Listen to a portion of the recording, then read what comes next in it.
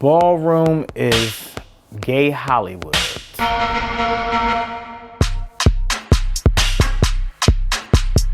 It's a chance for us to get dressed up, walk the runway, show who we are, and feel fabulous for a night.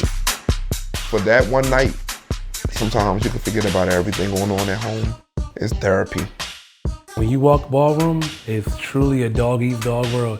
And if you're able to be successful and make a name for yourself, hooray for you. Ballroom was created because main society rejected us. We created ballroom for our own safety, for our own sanity. We're a subculture within a subculture, within a subculture. But it's our home. It is a movement.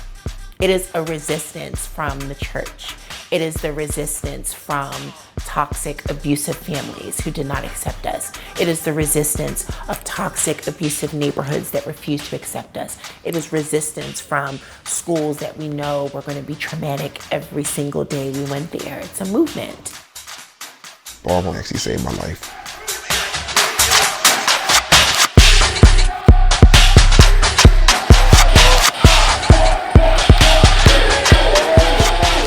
Ballroom has took a turn so fast, it's blown up overnight.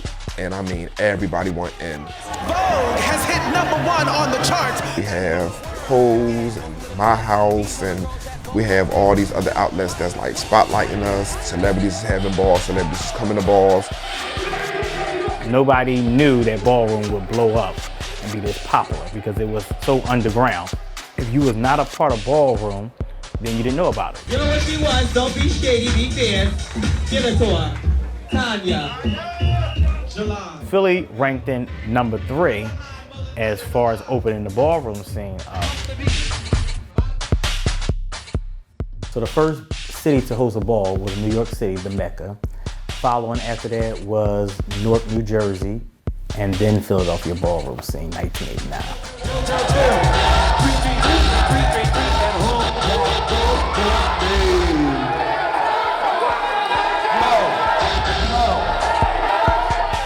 People need to know what happened 30 years ago to keep the city alive for the next 30 years. This is still all we have. And if we don't preserve it, we're going to lose it.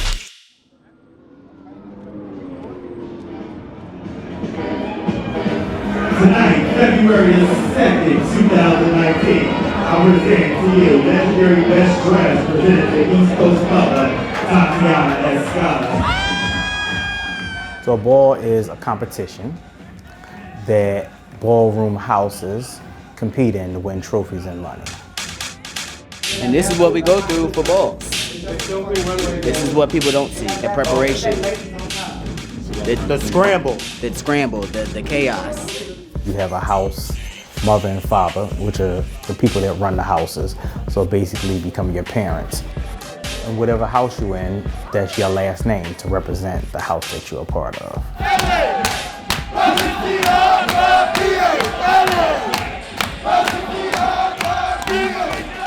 The first ball that I walked was in 1996.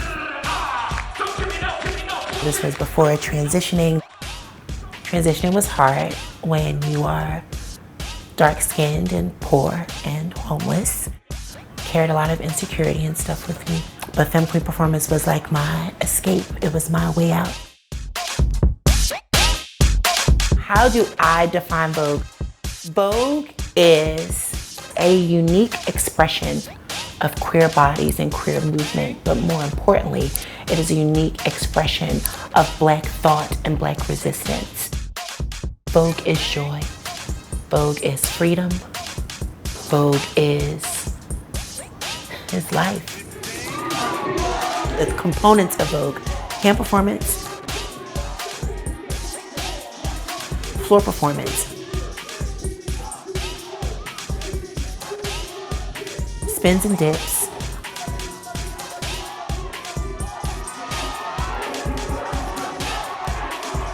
catwalk, and then duck walk. There's 5 components. But the elements of Vogue is style, grace, precision, attitude, and choreography.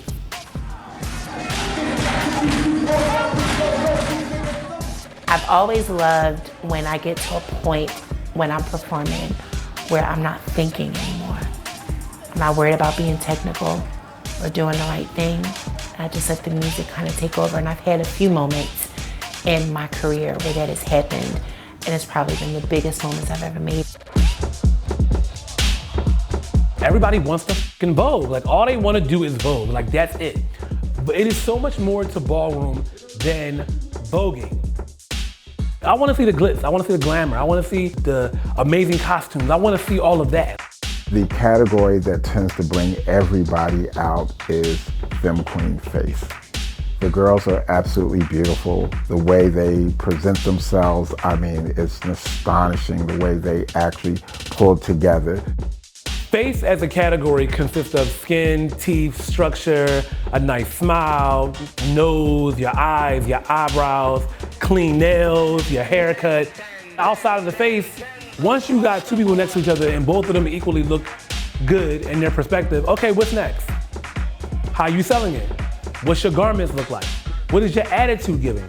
Have you commanded the room?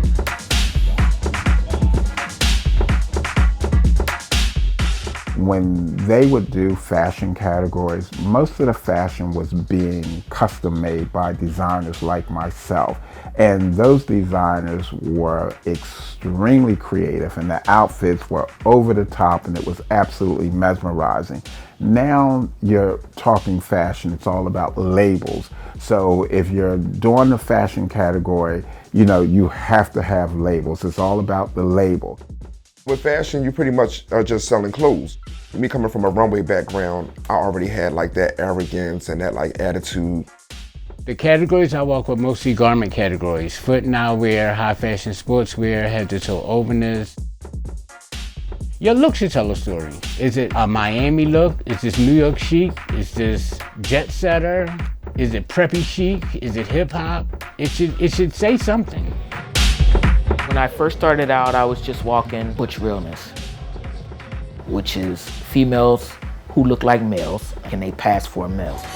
Two different genders, but which one of them is representing the male gender the strongest? Ballroom was the only place where it was not only accepted but revered that I had natural facial hair as a female. So that was beyond anything I had ever experienced. Realness is my life, so it's a lifestyle, it's not necessarily a category.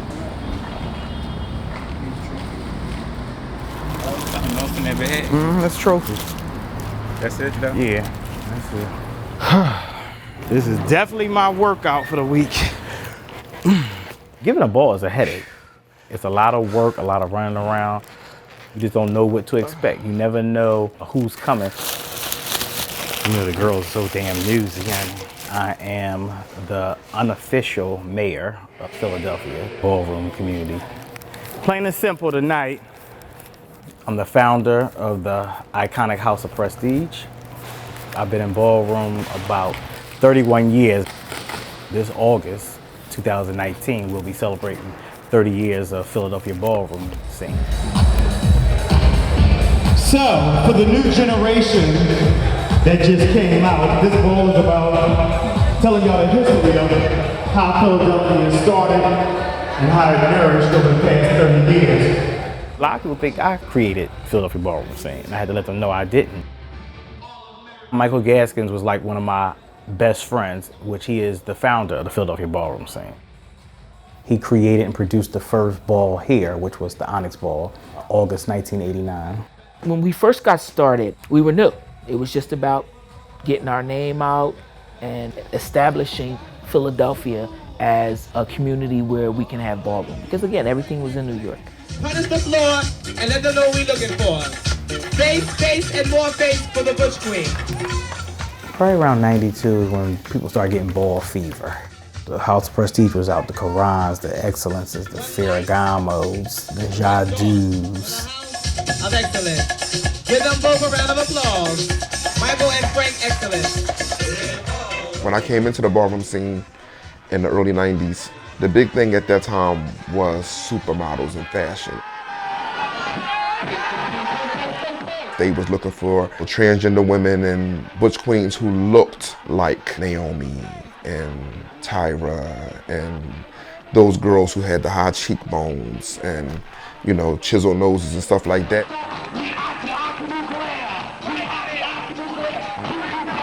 When I first came out, you probably had about maybe 10 categories at a ball at the most. Now balls got 30 and 50.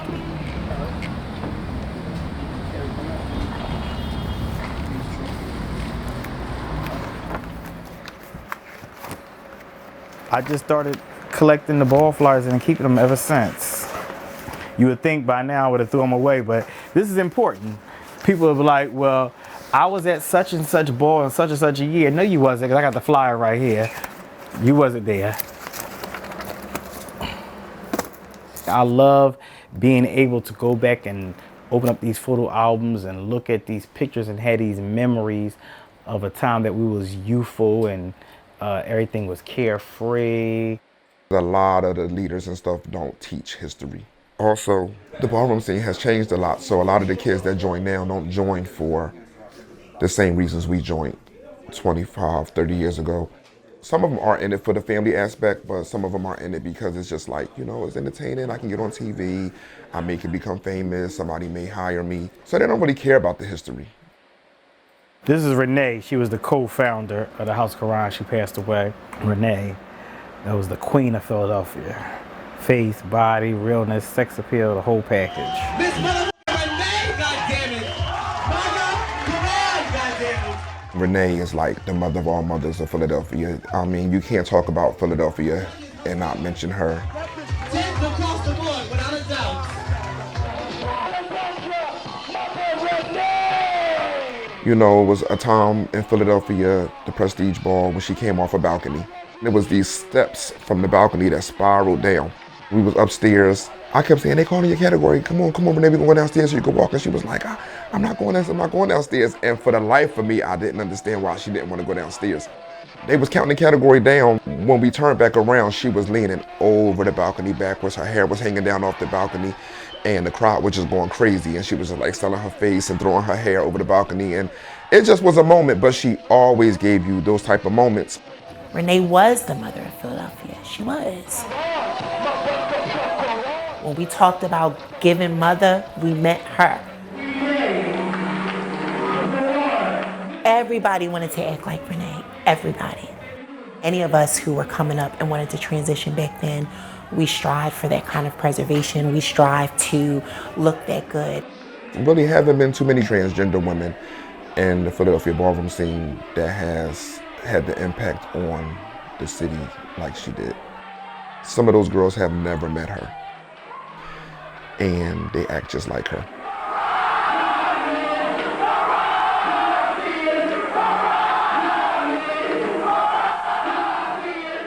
When you can influence generations of girls, and those girls don't even know why they talk and walk and act a certain way, it's crazy.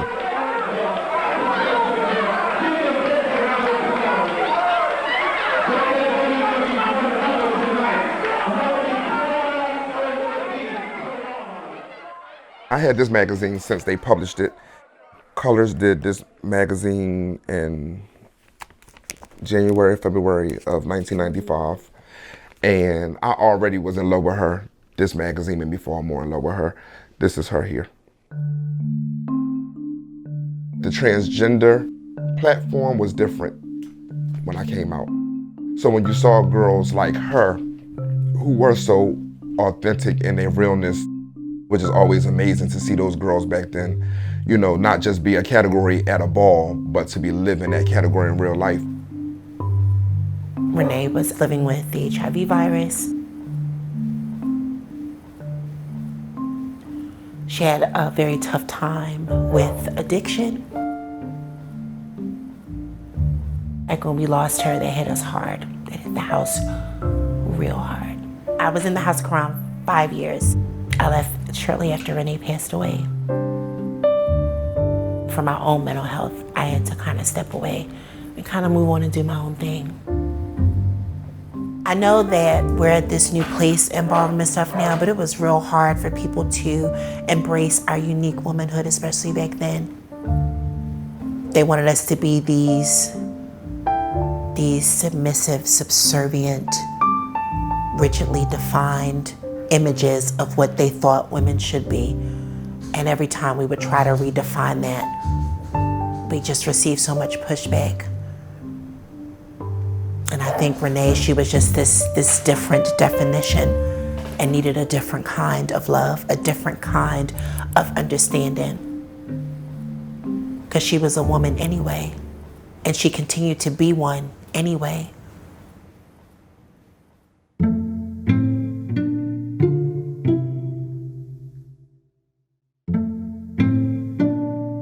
I think sometimes, especially with trans women in the scene, we have to be so strong all the time. Sometimes it's more important to the scene around us to perform than to live.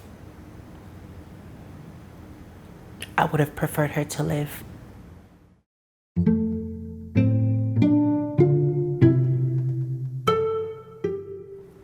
Young Black trans women who are going to be coming up in Philadelphia need to see who we were when we're gone, what we left in this city, what we left in this world while we were here, and that we were from here.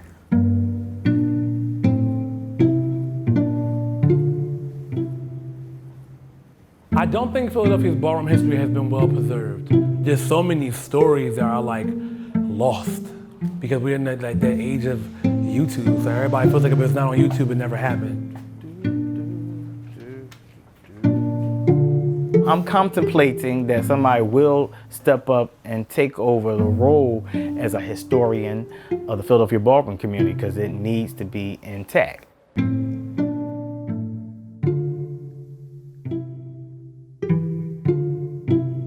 I want this culture to be studied. I want to hear about it in college lecture halls. And part of that is them finally admitting that ballroom culture is indeed and in fact Black history. Because we won't be here forever. And there's going to be a new batch, a new breed of fierceness, a new breed of awareness, a new breed of Philadelphia ballroom power. They're going to want to know where they came from. And that's us. And even if people try to X us out, I want us to make sure that we keep record of that. For them. For our future.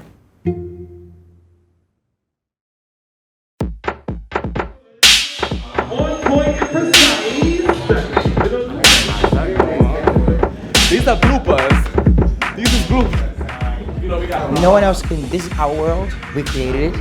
So what we do, we do what we do. It doesn't matter what society has to say. In the next 5 years, it's going to be on somebody's TV show. A complete ball.